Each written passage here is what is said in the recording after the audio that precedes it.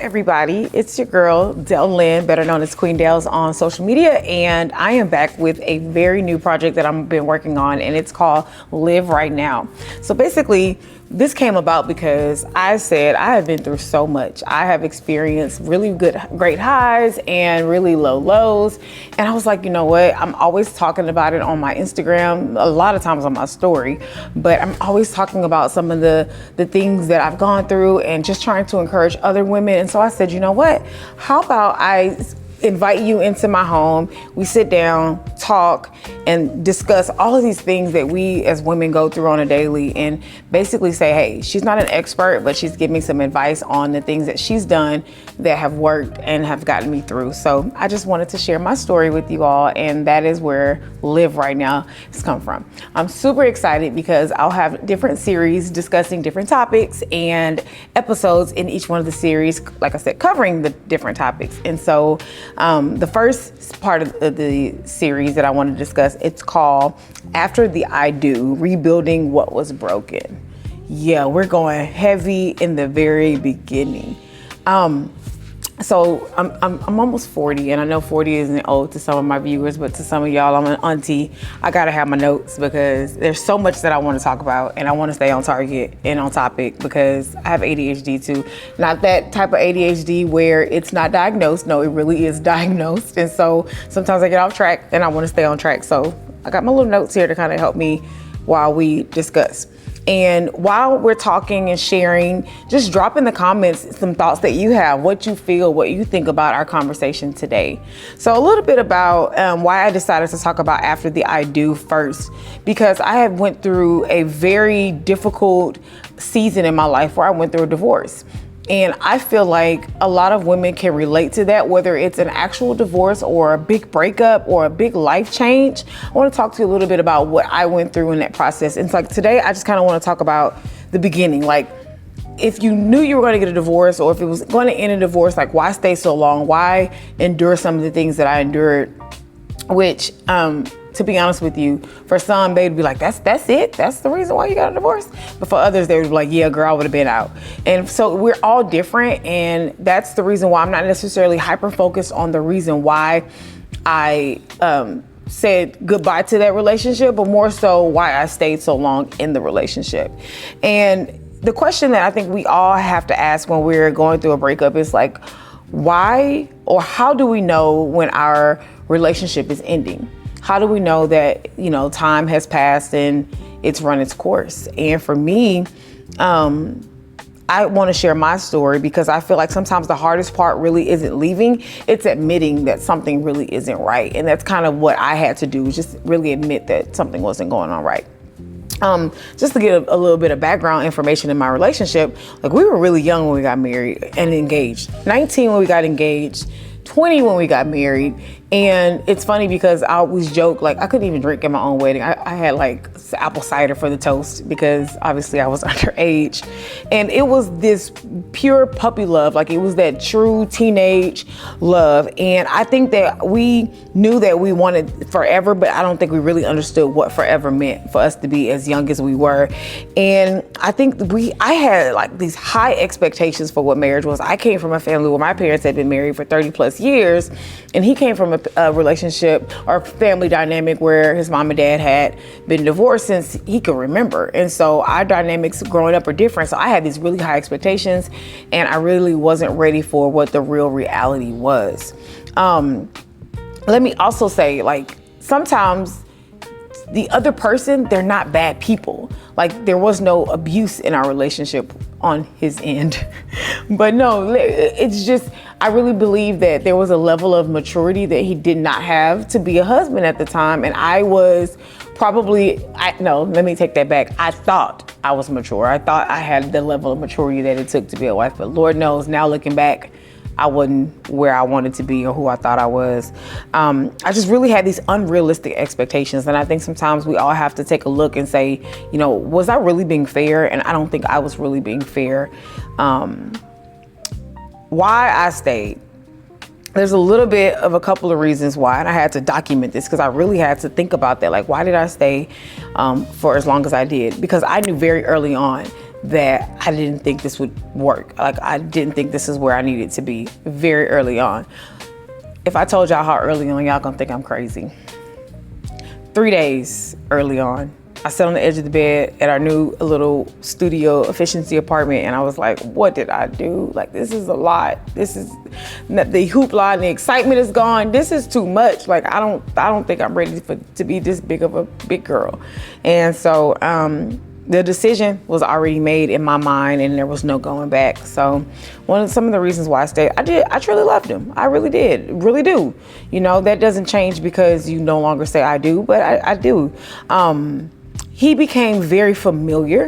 He became a very safe space for me. So it's easy to stay when someone is a safe space for you. It's easy to stay when someone is very familiar and it's something that you know. Honestly, I was really afraid to start over. I didn't want to start over. And more than wanting to start over, I didn't want to feel like I had failed. I didn't want to feel like I had ruined something. And especially bringing in children, having 5 children, I definitely didn't want to feel like a failure. I didn't want my kids to come from a broken home. I didn't experience a broken home. I saw what he experienced and heard his stories, and I just didn't want that for my kids. So I thought that if I stayed and just kept it all together, then they would have experienced this happily ever after, and then they would have saw just the expectation that I had, which was forever.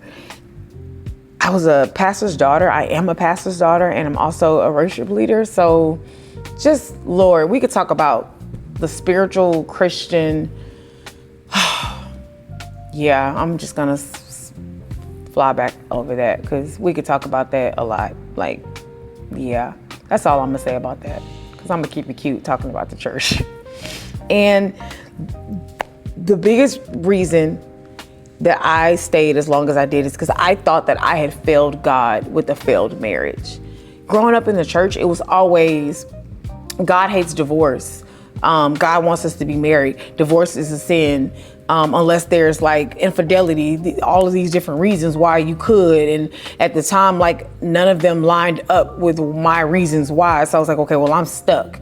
And I just felt like God would, I wouldn't say hate me, but he wouldn't bless me. And that's kind of the culture that I came from, the religious culture that I came from, is that blessings were tied to obedience, and not just obedience, but choices as well.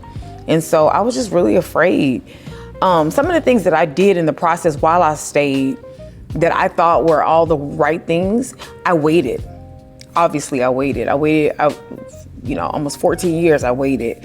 I asked for signs. I would be like, God, show me a sign. Give me a sign that I'm supposed to get out. Like, show me that this is not working. Like, he would do something very minor, very minute, little small things. And I'd be like, that's it. That's my way out. That is the reason why I'm supposed to be out of this thing. And it's like, no, that wasn't the sign. I prayed. I prayed. I remember one day I was early in the marriage, like 21, 22. I just prayed. It was like, God, give me a desire to want to be in this thing. Like, I want that desire. And I prayed hard. And over the years, that prayer never stopped. And I was looking for like a certain answer. I wanted an assurance from God, like a definite. I wanted God to basically come down from heaven and be like, yes, my child, I give you full permission to make this decision, right? And so I was looking for that. And I obviously didn't get that. But I think at the end of the day, as I was thinking about this topic, I truly wanted God to make the decision for me, because I felt like if I took the decision out of my hands and put it in God's hands, then I would feel better about my choice. And I had to realize that sometimes that God doesn't remove the responsibility of making difficult decisions. He gives us the wisdom to make them. And that's literally what he did. He gave me the wisdom to make this tough decision. But even in that, making that decision to move forward and to walk away from something that I had become so familiar with, there's a couple things that I learned. And I kind of want to share those things with you guys in hopes that it'll help someone else on their journey and their process of the after the I do. One of the first things I learned was love isn't always enough. Love is very important. Love is kind of necessary, but it wasn't the only thing that I needed in that relationship. The other thing that I learned was the fear that I was feeling wasn't God. because the Bible tells us that God has not given us a spirit of fear, but a spirit of power, love, and a sound mind. So that fear that I was feeling, I had to come to the reality that that wasn't the voice of God. That was religion. That was what I had grown up feeling like. If I made this decision, God would be angry at me. And so it caused this level of fear on the inside of me. And so I definitely would think that I learned that fear is not the voice of God. Guilt isn't always conviction. I learned that just because I felt a sense of guilt and a sense of shame, that it wasn't meaning that I was being convicted not to make this decision. I had to take that away from myself. I had to remove the guilt, remove the shame, so that I could make the right decision for me and my family. And the biggest lesson I learned, and I'm still learning, is healing starts with being honest. Like, you cannot heal if you're dishonest and there's no truth. So I had to be honest about where I was. I had to be honest about the choices that I was making. I had to be honest about where we stood as a couple. And more than anything, I had to be honest about who I was as a person. Like, who was Dale becoming in the midst of all of this? So yeah, healing only starts when there's a level of honesty. I had to realize that I couldn't pretend that everything is okay just because I was a Christian. I couldn't pretend that everything was okay just because I got up every Sunday and I sang about God and sang about his love and sang to God. I had to come to the reality that there was some brokenness within my own self and of course within my own marriage. And I think when I was able to really face that and really have those hard conversations with myself, that's when I was really able to say, okay, are we doing this? Are we going? Or are we staying? And that's how I was able to really make my decision. Let me say this. This isn't me giving you permission to leave. If you're looking for a sign like I was, this is not your sign. This is not your permission. I am not sent from God to give you a sign to walk away, but it is definitely permission to be honest. I want you to be able to be honest with yourself about why you're staying, about why you haven't walked away. Should I stay? Should I not? Be honest with yourself. Pray. I want to encourage you to pray. I want to encourage you that if you don't have a prayer life, to maybe begin one. But if you don't know where to start, find a friend that does and ask them to pray for you. Ask them to walk along the journey. I had a really great friend who walked the journey with me, and anytime I needed to talk, we would talk and she let me vent, but then we would always end the conversation with prayer because we really wanted to find out, what did God say about this? What is God saying to my heart? So I would recommend you to pray.